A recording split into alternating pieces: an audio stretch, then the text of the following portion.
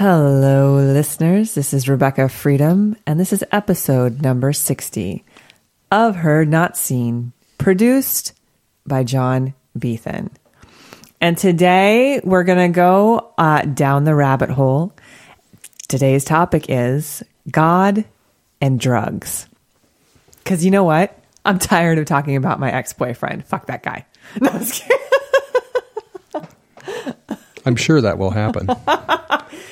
Oh, they all come around. You know, actually, as a side note, before we get into the God and drugs thing, they all come back. It's just, it's not really a matter of if, it's a matter of when. Like, I was really reviewing my life, and it's like, at some point, and it's not necessarily to say they all come back, like, romantically, but, yeah.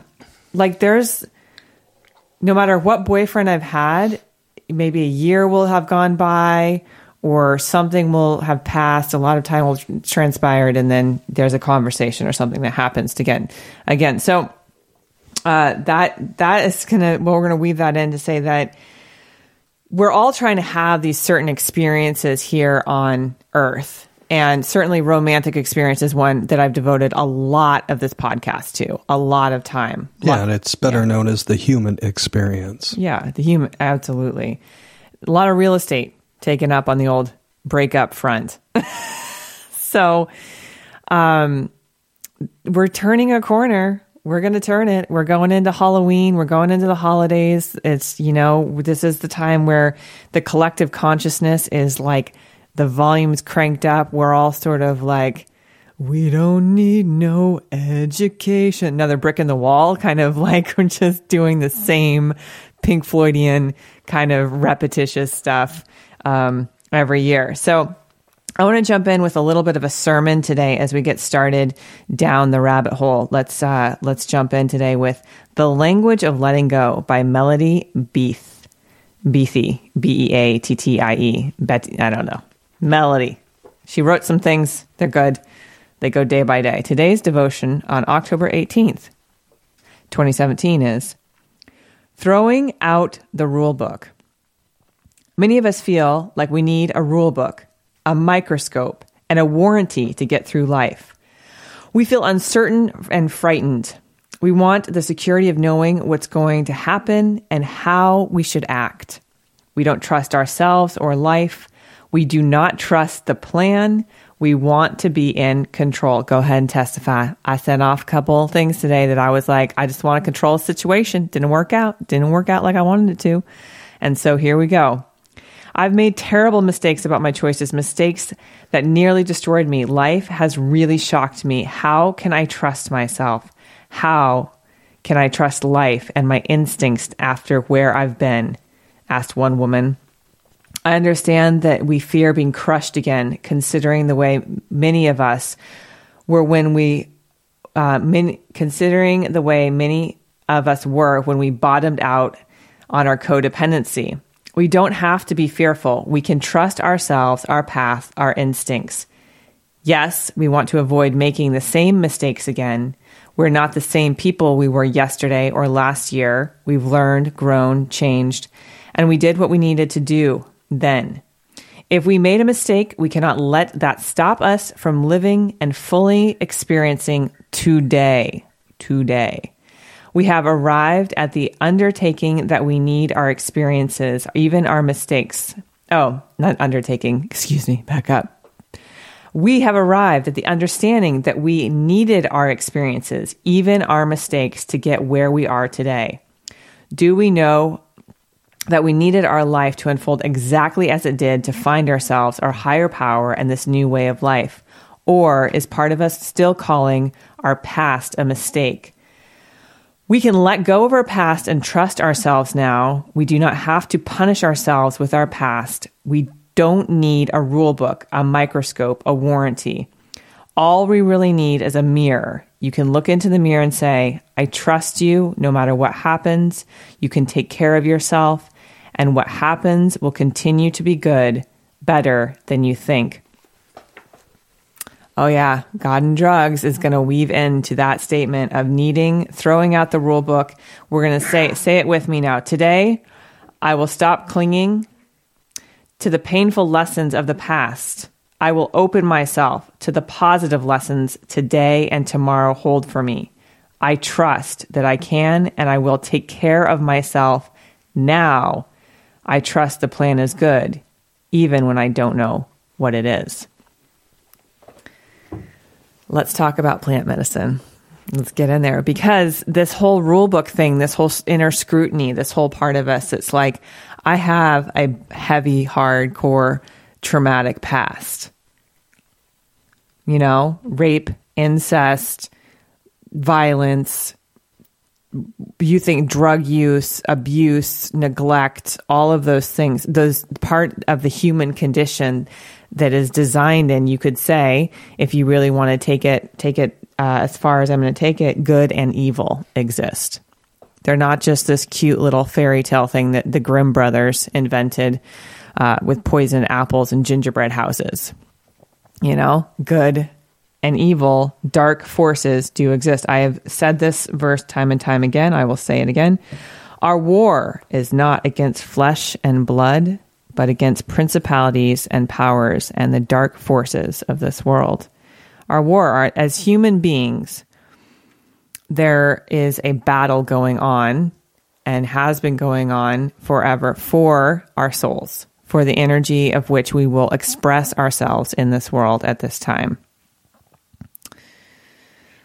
To that point, and Hollywood points to it, a lot of people point to it, the ultimate battle of good and evil, and it's interesting I'm being taken down this path, we're just going to go ahead and channel this, was World War II with Hitler. We use this as a colloquialism now to really defame somebody in the political sphere, calling them a Nazi or anybody for that matter, because they were the pinnacle of what you would say evil in the world. And that was a time, that was maybe the last time that America, the energy that was America, was really a shining light, a force in the world, you know, with, I believe, FDR, I'm a horrible history person, was the president at that time. Am I wrong? Yeah, we'll goose. Anyway, long story short, people who fought came back to a GI Bill that got them a house that was affordable, that they could raise their family in. Family values still mattered. And it was a time where we weren't just a bunch of whining, suckling, millennial, XYZ bitches who were just trying to suck on the tit of our government. You know, the greatness that was America has gone down the tube. And the reason that I mention this is because Western society has, of course, proliferated throughout the world, almost like its own virus. Obviously, you know, the mass population of Asia and Central Asia, India, China, just there's so many fucking humans on this planet. And we have fast forwarded the human race with our technology. Fast. John's on it right now. It's amazing. Bing, bang, boom. Google's the internet. I mean, this stuff dropped when I was coming into the world. The internet, I think the first internet website was like in the 70s or something like that. So here we are. God's dead. Everyone's fluid. Everyone's bi-fluid, bisexual. Freaking 56 different genders to choose from. It's like more than Baskin Robbins ice cream. You know, they stopped at 31. That was enough. We didn't stop at 31. We just kept going with the genders. You know, ambi, any sort of like Latin term you can slap on to blah blah gender, so you can find some weird. I'm an in group that's an out group. Minority, majority, pejority, fucking ridiculousness. I name all of this, and I name it off the back of reading that devotional of throwing out the rule book of we want to have certainty in these uncertain times, and the times are uncertain because we have ripped ourselves away from nature. Can I just get an amen? We have ripped ourselves away from nature.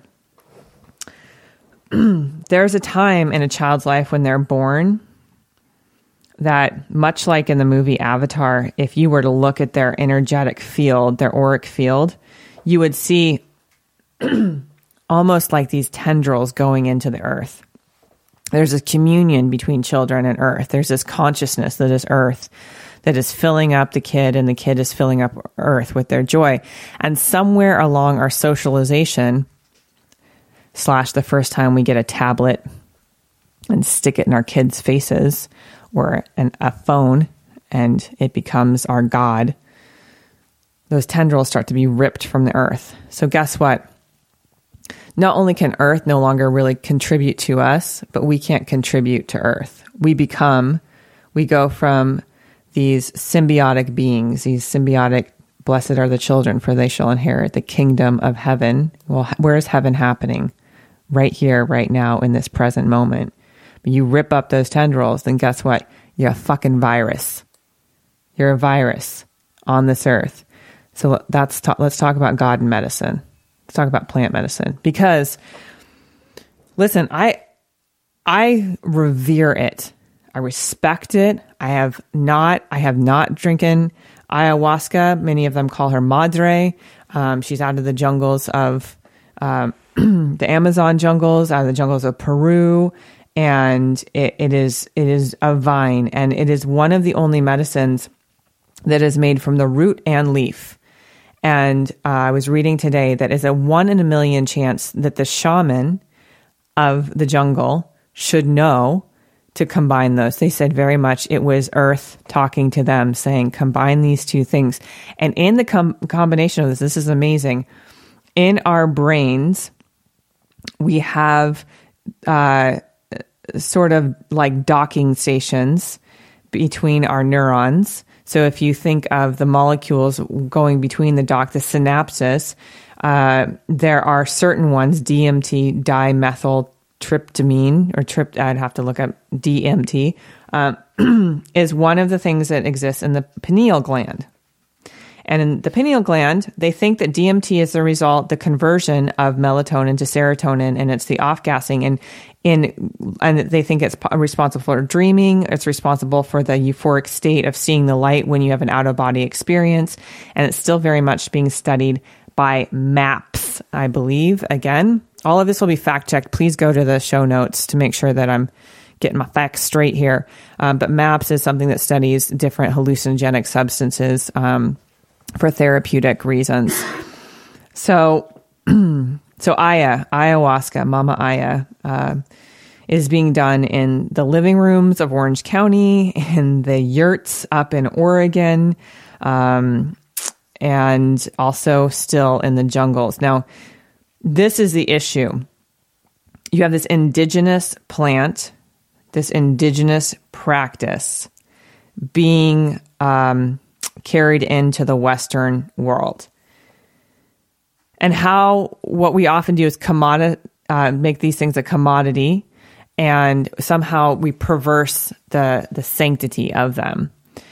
So I was having this conversation last night with a lady who had just gone down to the jungle and stayed in Peru, stayed in a little 12 by 12 hut, and studied with medicine people. Sorry, my voice was lagging because I'm looking up her card. And she was describing, her experience with the plant. She describes herself as a trauma therapist. Because what ayahuasca does is it reconnects you. It's a vine. So it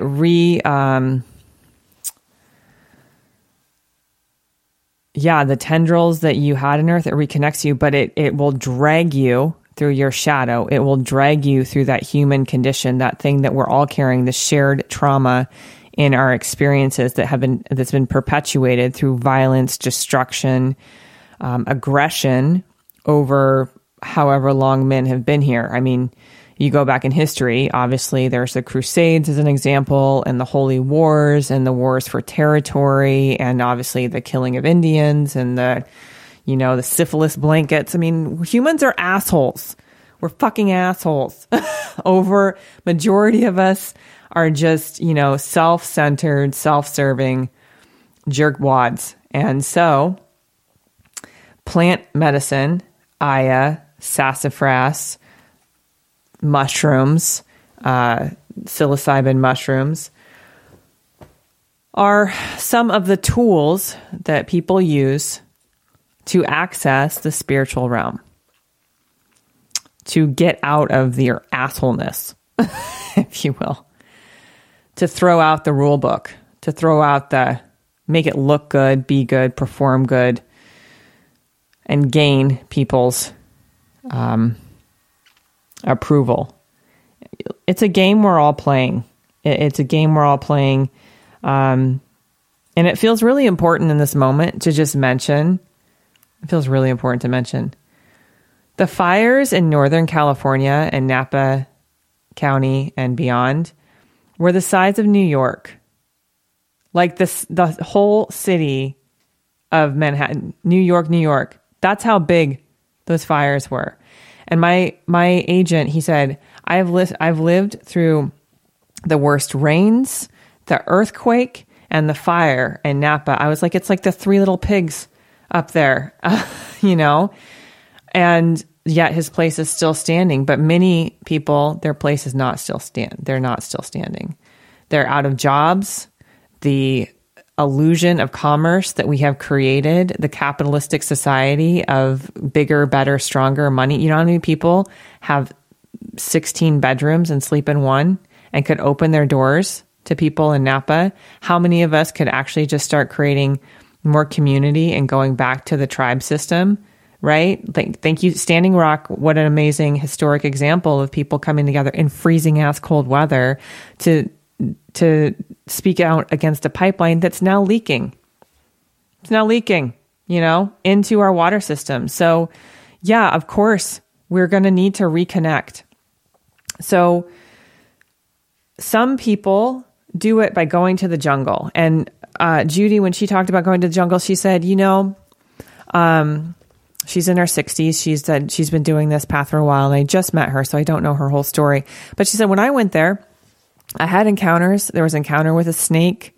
There was an encounter with this, pig that came into my little yurt and tent or whatever. She's like, and I was sleeping in my hammock most of the time. And she's like, and there's these little flies, little pinhole flies you could barely see that just ate me up, and I was itching the whole time. So we have this sort of imaginary idea that like, oh, I'll just go do plant medicine, Aya or sassafras or whatever else, and I'll have my spiritual experience, and then that'll be that.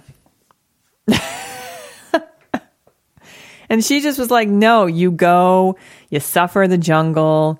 And she teaches you, she's like, when I came back, I hadn't worked for 2 months. I had to look at my bills, and I have this house that I own and that I operate, and these things that I keep up. And, I have to integrate between these worlds. It's living between worlds, which God in the Bible, they say, be in this world, but not of this world. Be in it, but not of it. So to this point, and I do hope a certain someone listens to this. No, I don't. I hope all of you listen to it and share it to people that this is going to resonate with. For some of us, the trauma runs so deep that we are going to need something equally powerful to release it, to realize it, and to choose something different. Now, I want to say there are lots of different modalities beyond just plant medicine to reconnect us to this earth. And that is where the drugs part ends and the God part begins. However you feel about religion, go ahead and feel about that however you want to. I'm not going to preach to you. I am going to say, though, that I was raised in the Pentecostal church, and Pentecost is the believing of the rapture that, God will come back and you will be raptured off of this earth into heaven, into that buffet in the sky, and into that eternal showroom that is heaven. And listen, all I know is that I guess we'll give him a little bit more airtime, that Joe, my ex, his path is plant medicine. He's a student of this medicine. Powerful work, really powerful change shifting and happening. Now, I, however, have been raised in the Christian tradition.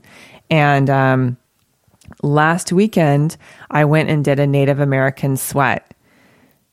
And the thing about the sweat is you can reach spirit without ever having taken a substance to alter your consciousness.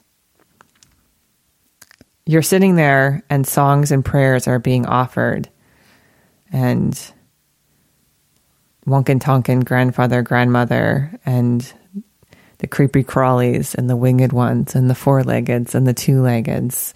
They say, Aho Matakuyasin, all my relations. All my relations. And the oneness and euphoria people achieve after purging and flailing on the ground in ayahuasca and being, overtaken with the overwhelm of their shadow, of the depths of fear and the evil in the world, can be seen in the sweat.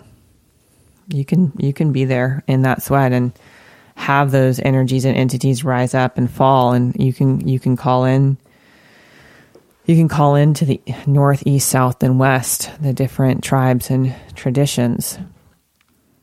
And then in this moment, wherever you are, you realize God is in all things. It's a powerful word. Om. Om, the sound. Om is the I am that I am. I am that. I am. This connection, this purpose, this meaning that we are all seeking can be walked many different ways. And I recently had someone say to me, we are all walking each other home. We're all walking each other home. We've come to this planet to have the experience of action, reaction, of consequence, of feeling into our creation, because as an infinite being, you have nothing. So this is a very interesting place to come to. And I don't pretend to understand the meaning of life. And the only conclusion that I can draw is the meaning of life is life itself. It just keeps perpetuating itself. And to that point, someone said, we need to save the planet. The planet will save herself. She's going to kick us assholes off of it, basically. And so how you walk the land, like how much plastic are you using? How much water are you drinking? When you're in the native ceremony, if that's the path you're going to walk, they do vision quests, they do days, they do sun dances where they won't touch water for 4 days. They honor water in that way. And of course, we just went through the Jewish seasons of Yom Kippur, and obviously we have the Christian traditions of Christmas coming up, and the very odd celebration of Thanksgiving, which is sort of a, spin of this very weird day in history. So I mentioned all of this. I mentioned the whole thing of the beginning of the podcast, talking about, these relationships that we have that come and go, and that they're teachers in our lives, and that we're really sold this bill of goods right away. I think we're sold this bill of goods right away, that when you come to Earth, that a good life is a husband and a wife and some kids and a house and a home and maybe a dog. And there's a lot of people, because we're upward mobile, who have questioned that. They said, a good life to me is a van and a laptop and wherever I want to go. That's a good life to me. Still, some of us, a good life is say, I want to shave my head and take vows and I want to be a monk. Others of us were like, I want to be able to be this wild artist that lives in a barn and does multimedia. art and spoken word, and has as much sex as she likes or not likes, likes or not likes. And we're all striving and seeking for connection, meaning, understanding, acceptance, validation, and to feel that we're valuable, that this body, this mind, this energetic source that lives inside of us is valuable. And you are created in the image and likeness of God. You are endowed with the abilities. This very same energy that rose Jesus from the grave is inside of you. And we choose our paths. We choose our paths and we walk them. And to that point, I would say that when I go to church and I raise my hands in worship and prayer and I sing Amazing Grace and How Great Thou Art, and I won't sing those for you now, but I can feel the anointing of the Holy Spirit come down. When I walk up to the altar call at the end of the church and I join hands with another person and they pray with me there, they say, where two or more are gathered together, the Spirit of the Lord is there. In communion, in fellowship, there is an anointing. There's a power that comes over you where no weapon can be formed against you. If God is for you, who can be against you? And when I was a little girl, I used to jump up and down on the ground and say, I rebuke you, Satan. I rebuke you. Bring us all home. Bring them all home to me. Bring us all home. You know, we want to have a rule book. We want to know how to fit in. We want to know what to do to be able to release this dark wound that we all carry. It's in our hearts. We continue to perpetuate it through abuse, neglect, lack of communication, breaking down barriers. And it's hard sometimes. It's very hard. I will say this from experience, and I'll close out on this. It's very hard to accept the path that comes before you when it means that your parents die, when people leave you that you love, when you want to be able to have communication with somebody who's shutting you out. The worst feeling in the world is when you offer your care to somebody and they reject you for it. And you say, the flow of love somehow has stopped in its giving, and therefore it has to stop with me, and the wound grows. And so we go to the jungles, and we go to the living rooms, we seek out plant medicine, and we seek out God in prayer to be able to join our hearts and our minds together so that we can walk each other home. We are all on our own unique Wizard of Oz path. And the power is in you and has always been in you this whole time. So if you are struggling, I don't care what it is, breakup, relationship stuff, a loved one's died and you want to connect with them, I'm a medium, reach out to me. I can make that connection happen for you. If you want support in the psychological world, I can have that happen for you. And I got people that I can connect you to so that you can truly experience freedom. If this podcast has touched you, and moved you in any way, I encourage you to leave comments in the show notes or go to RebekahFreedom.com. That's REBEKAH freedom.com and leave your comments. Again, go to heardnotseen.com for all the show notes after the show. Thank you for listening. This is Rebekah Freedom, and be set free.